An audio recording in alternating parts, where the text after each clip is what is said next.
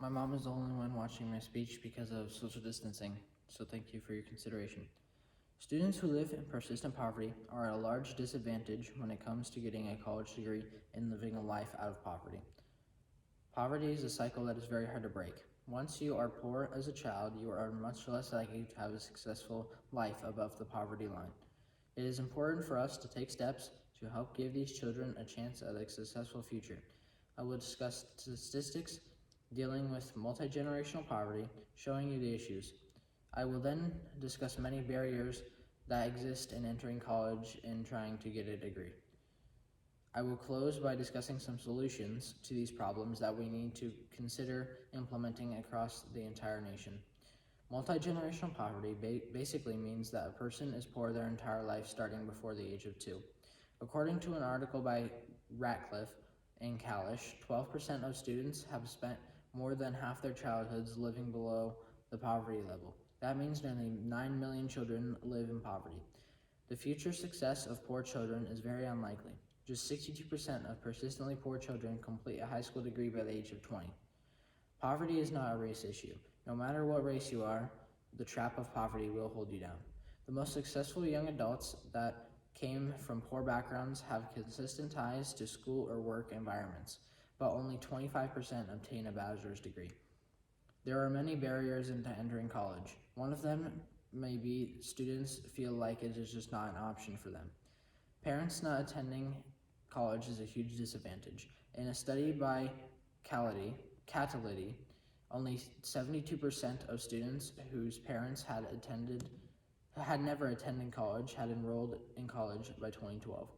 Immigrant status is also a factor. According to an article by Villalobos, there are 19 states that allow illegal immigrants to pay in-state tuition. Just 7 of those states allow the students to receive financial aid. The financial burden of college is also overwhelming.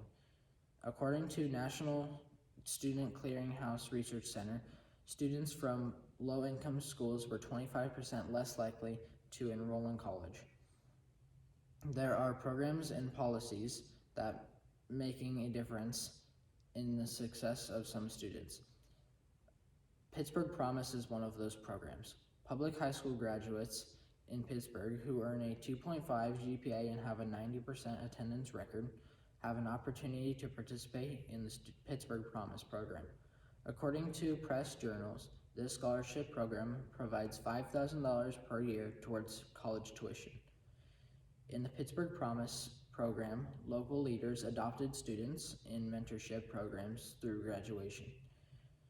There are also scholarships that require you to have an upperclassman mentor and also participate in weekly social networking activities, as well as seminars about time management, study skills, goal setting, etc. 2-generation programs are also successful. A 2-generational program is one that works with the adults to give them education for them to better their careers, while also giving